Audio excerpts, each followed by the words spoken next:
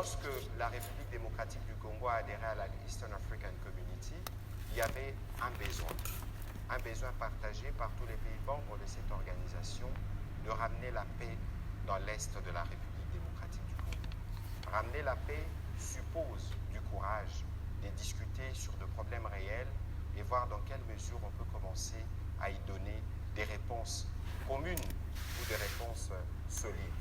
C'est dans cet ordre que le président de la République a fait le choix d'accepter un processus politique, vous l'avez suivi, qui a plutôt bien abouti avec les différents groupes armés, et c'est le seul groupe armé terroriste qui n'a pas souscrit à ces schémas, qui est à la base de massacres nous déplorons, parce que ces groupes armés est porté et soutenu par le Rwanda. Point n'est besoin de rappeler les passés historiques de ces pays voisins qui, pendant longtemps, a lorgné sur la République démocratique du Congo et qui, malheureusement, depuis les lendemains du génocide, a choisi de faire du territoire de la République démocratique du Congo les sanctuaires de toutes les violences pour nous et les sanctuaires de toute la prospérité pour eux. C'est donc un pays connu pour sa bellicosité, répressif, ethniciste, totalitaire, et j'en passe. Je ne voudrais pas faire l'économie de ce que c'est le Rwanda, de quel type de régime il y a là-bas, mais vous savez que c'est un régime qui est assis sur la violence. Et lorsque le Rwanda prend prétexte pour intervenir en République démocratique du Congo, il parle essentiellement de deux choses. Il parle de forces démocratiques pour la libération du Rwanda. On peut se permettre un petit rappel qu'en 1994, lorsqu'il y a eu le génocide rwandais, la communauté internationale avait demandé à la République démocratique du Congo d'accueillir une vague de réfugiés. Il y en avait plus d'1 million. Et dans le lot, il y a des hommes armés, des ex-FAR, Interahamwe, qui sont arrivés en République démocratique du Congo avec armes et munitions, sémant d'abord la désolation chez nous et représentant à l'époque une menace sécuritaire pour le nouveau régime rwandais. 28 ans après, il y a quelques jours, mon collègue de l'industrie avec qui nous discutions de ces sujets, qui était gouverneur du Nord Kivu, nous a dit que les génocidaires ont à peu près l'âge du président rwandais parce qu'ils ont combattu, ça fait 28 ans. Et donc comment pouvez-vous considérer que 28 ans plus tard, ces FDLR soient un alibi pour justifier une agression permanente de la République démocratique du Congo? Ça ne se justifie pas. Et donc aujourd'hui, nous voulons vous rappeler, et dans les livres blancs, vous allez voir, que les FDLR, nous les avons combattus seuls depuis, et nous les avons combattus avec les forces armées rwandaises. Dans les tableaux que vous allez voir par là, c'est le tableau qui est contenu dans le document qui vous sera distribué à la fin de cet exercice. Il y a eu l'opération Umoja Wetu en janvier 2009 qui a permis de faire des combats contre justement ces FDLR. Beaucoup s'étaient rendus, à peu près 5000, et il y en a beaucoup qui ont été neutralisés pour ne pas utiliser les langages courants, pour ne pas dire qu'ils ont été tués. Il y a eu les opérations Kimia 2, les opérations Amanileo, plusieurs opérations qui n'ont pas été identifiées comme telles, mais qui ont été menées vaillamment par les forces armées de la République démocratique du Congo, qui ont permis d'anéantir la capacité des nuisances de ces FDLR. Ce qui reste aujourd'hui, c'est des résidus, parce que le gros du dispositif a été démantelé et une partie a été rapatriée au Rwanda, qui malheureusement le recycle pour le renvoyer encore faire la guerre en République démocratique du Congo. Je voudrais rappeler que cette menace a aussi fait l'objet des combats, des opérations plutôt conjointes entre nos forces armées et les forces armées rwandaises. C'était en septembre 2019, en avril 2020, février 2022.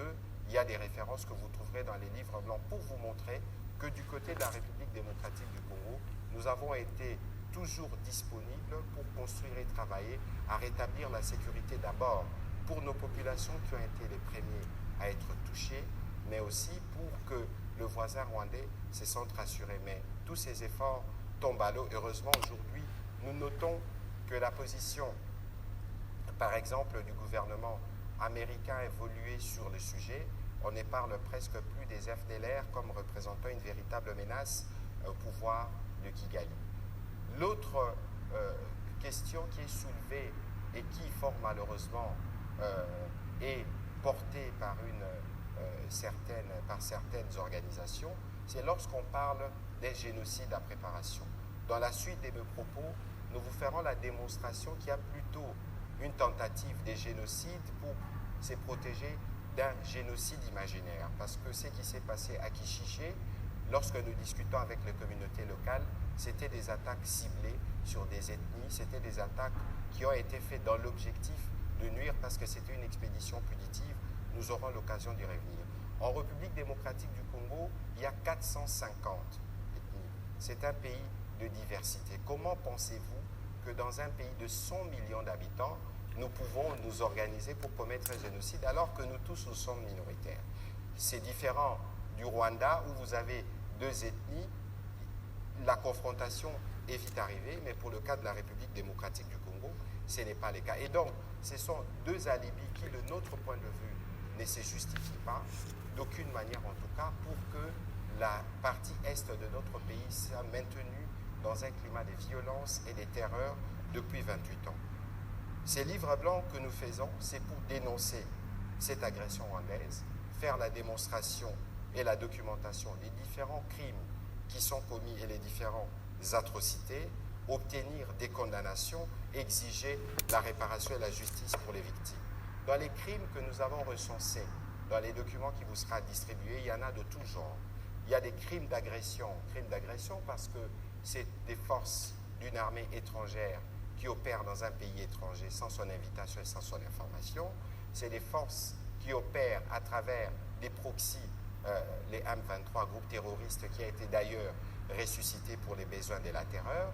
Il y a des crimes de guerre, vous allez voir que des écoles ont été touchées, des enfants ont été tués, des crimes, des génocides en préparation parce qu'il y a un ciblage dans les assassinats et les massacres qui sont perpétrés.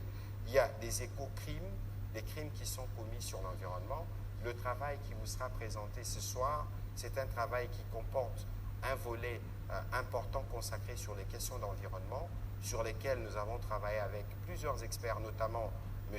Demrod, qui nous a fourni les éléments sur les différentes attaques qui a eu lieu dans les parcs de Virunga, qui est pourtant patrimoine mondial de l'humanité, qui est devenu aujourd'hui les sanctuaires de la violence. Et donc, dans la suite, vous pouvez voir qu'il y a des officiers rwandais qui ont été arrêtés en République démocratique du Congo, et la rhétorique mensongère des Kigali disait qu'ils s'étaient perdus à la frontière. Mais personne ne peut le croire que des officiers, entre guillemets, de forces spéciales, puissent se perdre à des kilomètres à l'intérieur de la République démocratique du Congo. Au-delà de ces arrestations que vous avez vues, mais nous disposons d'un centre conjoint des opérations avec la MONUSCO qui nous permet de monitorer les mouvements autour des frontières.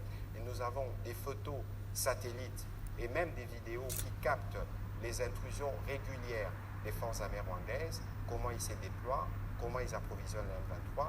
Nous sommes en mesure, dans ces livres blancs, de vous présenter quelques éléments. Évidemment, tous les services étrangers sont au courant que les forces rwandaises opèrent en République démocratique du Congo. Et d'ailleurs, il y a quelques minutes, nous avons suivi que le Royaume de Belgique a demandé au Rwanda de manière claire cette fois de cesser de soutenir le M23. Les faits dont on parle, c'est des faits qui s'étalent autour pratiquement d'une année parce que les premiers éléments qui ont été recueillis par nos forces armées datent de novembre 2021. Aujourd'hui, nous sommes le 9 décembre 2022. Il y a encore en ce moment où nous parlons des faits qui se produisent et pour lesquels nos experts sont sur le terrain, réunissent des éléments et les moments venus, nous serons en mesure de revenir pour vous les présenter. Au-delà de ce que vous pouvez voir comme images satellitaires, il y a des images qui parfois sont choquantes. C'est notamment les images de ces enfants qui ont essuyé à côté de leurs écoles des éclats de bombes, 2 enfants de 7 et 6 ans qui ont été arrachés à l'affection familiale de leur famille par la barbarie rwandaise. Et donc aujourd'hui, il est important que la composante justice puisse prendre place. Parce que les crimes se répètent, parce que justement, la justice n'a pas été faite telle qu'elle devrait être faite. Aujourd'hui, dans ce travail, nous revenons quand même sur un certain nombre des noms. Parce que ceux qui excellent aujourd'hui sur le terrain dans la barbarie, ce ne sont pas des noms qui sont étrangers. Par exemple, des Nations Unies ou du gouvernement américain, c'est des personnes qui sont sous sanction, c'est des personnes qui vivent en liberté et entretenues à Kigali dans le seul dessein à tout moment de vouloir perturber et troubler la paix en République démocratique du Congo. Dans ces documents, plus tard, vous pourrez voir les noms de Baudouin Garouillet, des plusieurs noms, je me réserve de les citer, vous allez voir dans le document, des gens qui sont aujourd'hui éligibles à la CPI parce que le Rwanda prend toujours prétexte pour dire que les M23, c'est des Congolais. Les Congo, la République démocratique du Congo est signataire du statut de Rome. Eh bien, la Cour pénale internationale devrait pour la première fois sanctionner pour les crimes qui sont commis dans la province du Nord Kivu. Et dans la suite du document, nous revenons sur les efforts pour le retour de la paix. Parce que le président Tshisekedi, à son arrivée à la tête de la République démocratique du Congo, il voulait qu'on reparte sur de nouvelles bases avec tous les 9 pays voisins. C'est dans cet ordre-là, par exemple, qu'il a entrepris des tournées dans tous les 9 pays et que la République démocratique du Congo dispose à ce jour d'au moins un accord qui facilite la circulation des citoyens dans les pays respectifs. Mais bon, fort malheureusement, cette volonté d'ouverture n'est pas une volonté qui a été bien perçue par certains qui ont pensé que la violence était la seule voie qui pouvait permettre de faire développer les Grands Lacs, fort malheureusement. Et donc, que ce soit dans le processus de Luanda qui a été porté par l'Union africaine depuis le mois de juillet, que ce soit dans les processus de Nairobi consécutifs à l'adhésion de la République démocratique du Congo à la communauté de l'Afrique de l'Est, que ce soit dans la médiation française portée par le président Macron en marge de l'Assemblée générale des Nations unies à New York, le Rwanda n'a jamais respecté un seul engagement. C'est le Rwanda qui s'engage toujours à parler au M23, c'est le Rwanda qui s'engage toujours à dire, bon écoutez, on va demander au M23 de se retirer, mais rien n'a jamais été fait, ça fait 6 mois, et aujourd'hui, la colère congolaise qui s'est manifestée notamment par les prêtres qui parlent de l'hypocrisie de la communauté internationale, c'est justifié du fait qu'on ne peut pas comprendre que le président Macron, alors que la République démocratique du Congo et les premiers pays francophones, ne soit pas en mesure d'obtenir du président rwandais les respects des engagements souscrits. Fort malheureusement, il n'y a pas eu respect, il y a eu entre-temps sur le terrain continuité de massacres, et vous avez vu ce qui s'est passé à Kishiché. Dans ce qui s'est passé à Kishiché, on ne saura jamais combien de compatriotes sont morts véritablement.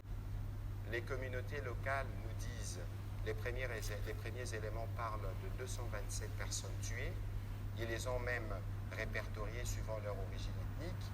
La MONUSCO hier a parlé des 131 victimes, des femmes violées, des enfants touchés, mais personne n'a pu avoir accès sur le site pour savoir ce qui s'est véritablement passé et évaluer l'ampleur des dégâts qui a suivi cette expédition punitive. Des témoins renseignent que ceux qui sont arrivés parlaient anglais. Si c'est des militaires qui sont arrivés et qui parlaient anglais, dans les livres blancs, nous revenons, y compris sur les phrases qui ont été dites et répétées, il y avait une volonté claire d'exterminer, de s'aimer la terreur, de brûler, de tuer.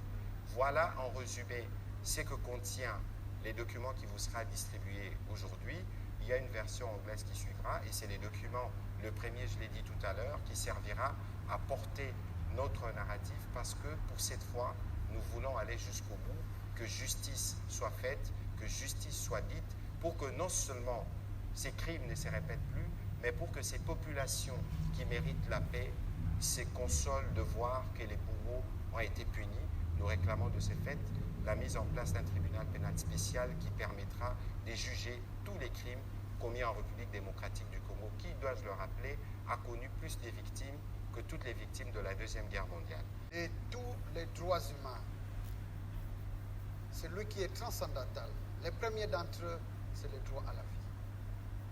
Et cette vie doit être protégée par tous les moyens.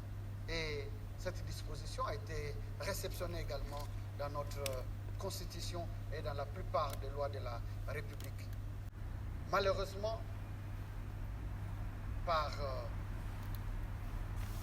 des intentions malveillantes définies d'ailleurs par le président de la République, son Excellence Félix Antoine Tshisekedi, certains, puisque nous ne pouvons plus les cacher, les présidents de la République rwandaise pensent qu'il faut jouer avec les vies des hommes, ces hommes qui sont des Congolais, en faisant une guerre par procuration à la République démocratique du Congo, pays avec qui pourtant nous sommes condamnés à vivre ensemble, nous sommes condamnés à vivre ensemble parce que nous ne réinventerons plus Berlin pour revenir en 1884-1885 pour faire encore le découpage de l'Afrique.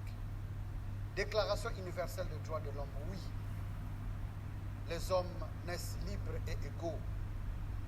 Si les hommes se valent, il est important que la communauté internationale l'expérimente et l'éprouve en réservant un traitement égal aux hommes de la République démocratique du Congo comme aux hommes de l'Ukraine.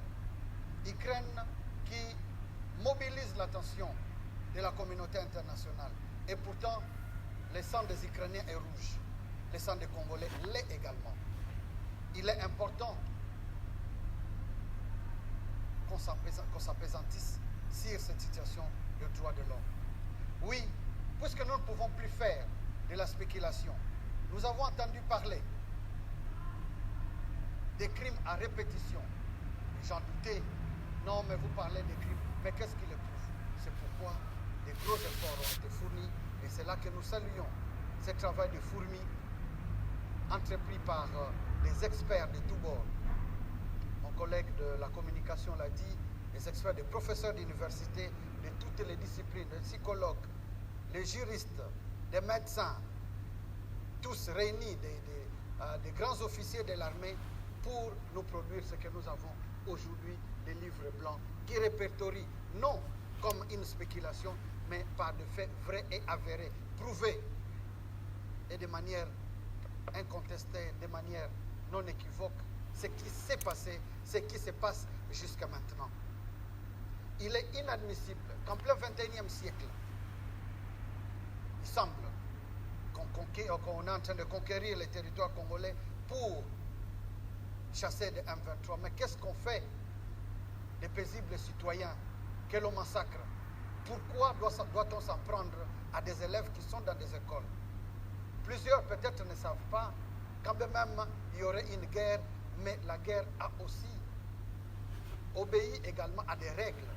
Il y a des conventions qui réglementent la guerre. On ne peut pas s'attaquer à des sites protégés, des écoles, des hôpitaux. On ne peut pas s'attaquer à une ambulance. Et dans ces livres blancs, on vous donnera des cas des ambulances transportant des malades qui ont été pris pour cible. Dans ces livres blancs, on vous parlera des cas des écoles détruites. Dans ces livres blancs, on vous parlera des destructions de la faune et de la flore. Est-ce que la faune fait aussi partie des œufs de l'air qu'on serait en train de poursuivre? That's really the question. Il est important que tous, Congolais, comme partenaires humanitaires, comme partenaires de la République démocratique du Congo, les représentations diplomatiques, que nous puissions nous rendre compte que ce qui se passe en République démocratique du Congo est extrêmement grave, qu'on ne peut plus faire la part belle à un régime qui fait de la prédation, qui fait des massacres, son leitmotiv ou même sa façon de gouverner. Nous saluons la déclaration du chef de l'État qui ne mâche plus le mot, et c'est important de le faire. Il faut dénoncer le mal. Et le mal a été le faiseur de mal. Justement, l'auteur, nous l'avons dénoncé. Nous l'avons démasqué et il nous revient de les dénoncer. Non seulement les dénoncer, parce que toutes ces victimes de tous ces crimes, les innocentes vies fauchées à Kishiché, on se demande même pourquoi. Ce ne sont pas des FDLR. Ce ne sont pas des combattants.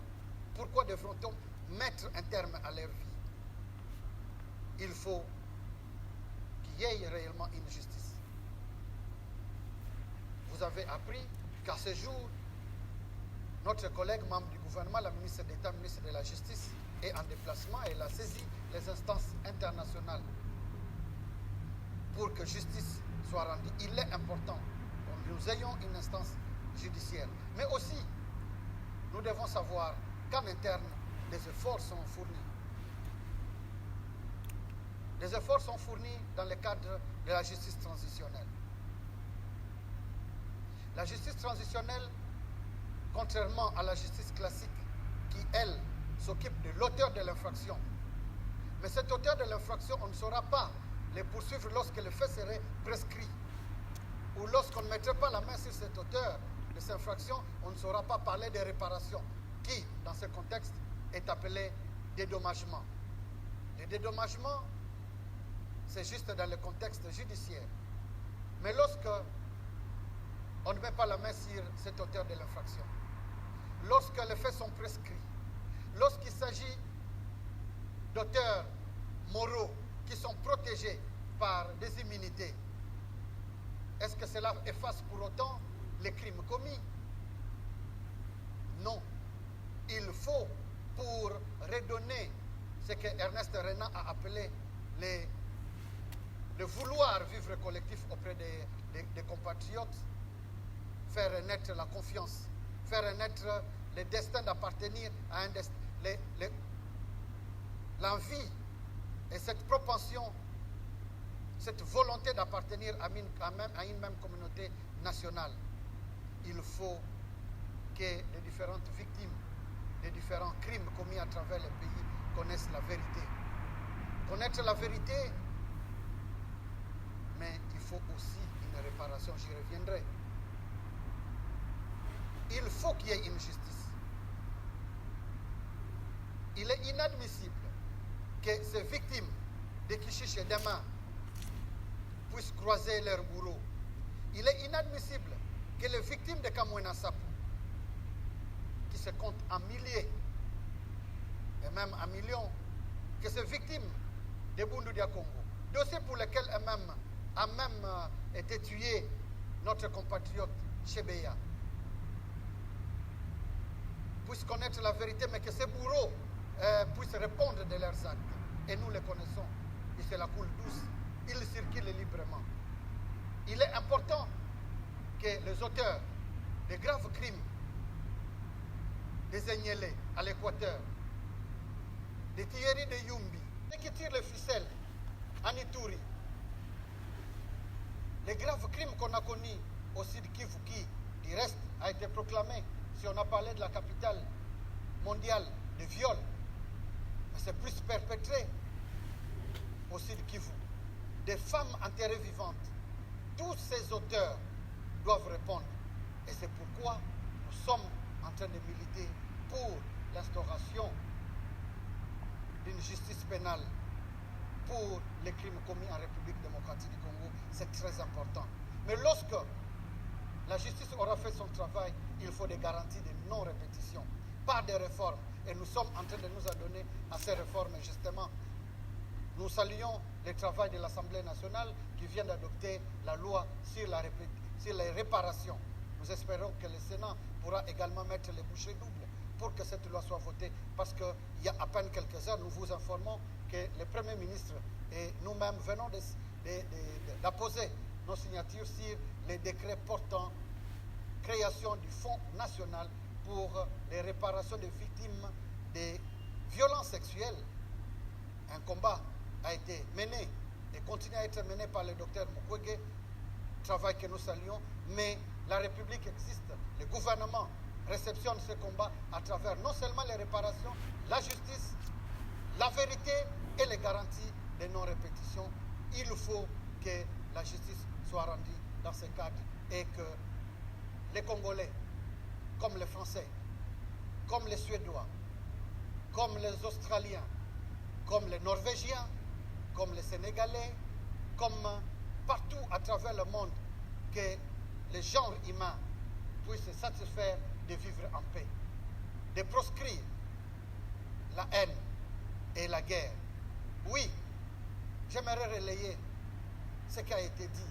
Il y a quelques jours, nous avons reçu dans notre cabinet de travail la sous-secrétaire, la secrétaire adjointe des Nations Unies chargée de la prévention des génocides. Nous lui avons clairement posé la question, même, Madame,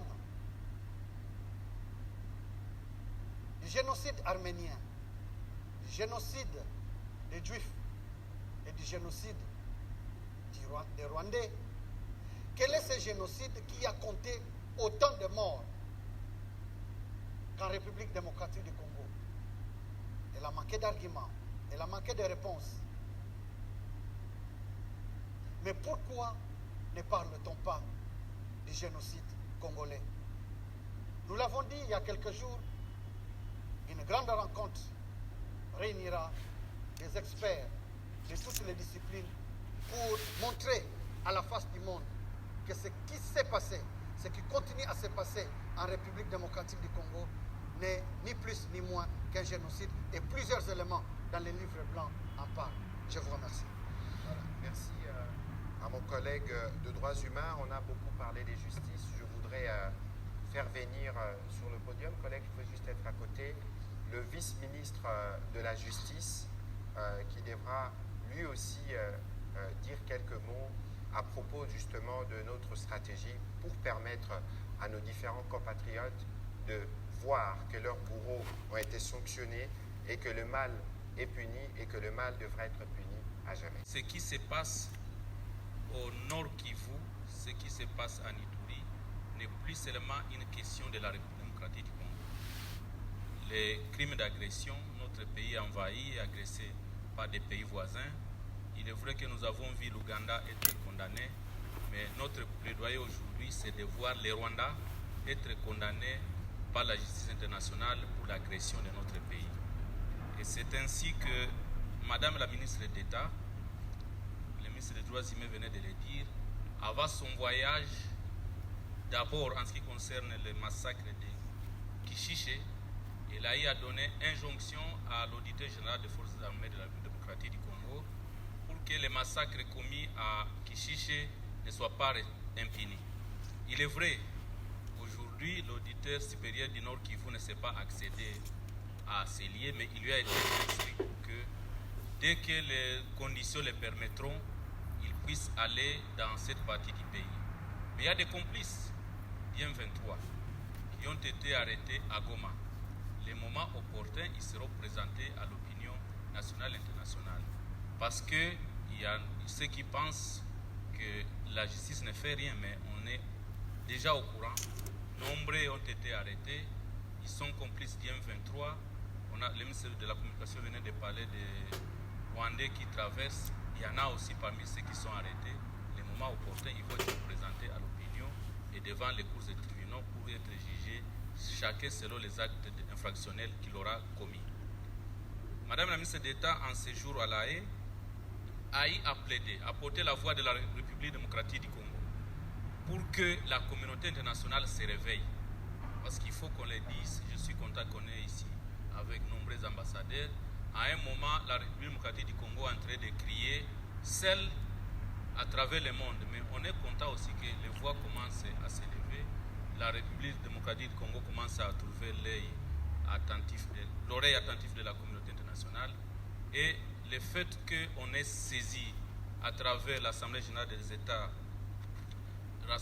réunis à La Haye, le fait qu'on les ait saisis, et il y a une promesse ferme qu'au début de l'année qui vit dans l'année 2023, il y a une délégation qui va arriver à la démocratie du Congo pour commencer déjà les enquêtes en ce qui concerne le massacre de Kishiché. Parce que c'est intolérable. Le ministre des Droits humains l'a dit, des enfants, des écoles, des hôpitaux, sans distinguer, sans respect au droit humanitaire international. On s'attaque à des enfants, à des femmes qui ne sont pas portées d'armes. C'est du génocide. Et ils ne font pas que ceux qui ont commis des génocides chez eux viennent nous les faire payer ou viennent en République démocratique du Congo les commettre pour que nous, on paye ce qui aurait dû être le moment de la réconciliation entre les deux pays. Le président de la République a dit au début, sa politique c'est une construction des ponts. Avec nous et le Rwanda, ça devrait être comme la France et l'Allemagne. Mais comme on nous oblige, nos amis obligent de traverser chaque moment, les besoins c'est de faire des exploitations de nos minéraux, c'est aussi des crimes économiques qui ne resteront pas impunis. Donc, je voudrais donc rassurer vous tous réunis, tous les compatriotes qui nous suivent, que le gouvernement congolais, à travers son ministère de la Justice, a activé tous les mécanismes en interne et à l'international pour que tous les crimes commis en République démocratique du Congo ne restent pas impunis. Je vous remercie. Merci, chers collègues, pour ces mots qui ont été clairs. La République démocratique du Congo, dans la situation actuelle, va faire sa part. Autant elle va assurer la défense de son territoire, autant la République démocratique du Congo va s'assurer que s'il y a des brebis galeuses, que ce soit dans l'armée, dans la police, qu'ils puissent répondre de leurs actes devant la justice, parce que la justice doit concerner tout le monde. This massacre make people acting quickly, because today I saw the Belgian kingdom can for the first time name Rwanda, and I think it's a good start, and we hope that all those countries will come to speak clearly about what's going on in DRC and in the different way we can use to get the solution. That's one thing. The second thing is that I think people in Africa or all over the world are aware of what is going on here. I think they are talking to the President Tshisekedi, they are talking to the President Kagame, and they are hoping that, especially when they are talking to President Kagame, who keep making promises that I will do tomorrow, I will do. But in the last meeting when we've been in Japa with the President Macron speak to the President Kagame clearly that if you continue to support M23, we're going to speak clearly just the way the United States is doing. Because by pointing Rwanda clearly, it's not just about asking them to stop supporting M23, it's about asking them to remove their troops, and it's about sanction. That's why we bring this white paper, which is a book when you can find elements, you can find documents. It can be used to ask Rwandese people, you guys have to leave, you guys have to stop this.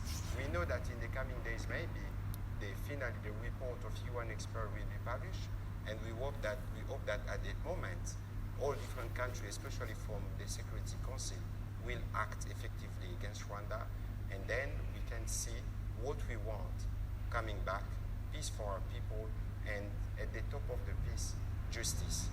We think that now the only way we can stop the violence in the east of Democratic Republic of Congo is to bring justice, and international justice will be good for everyone.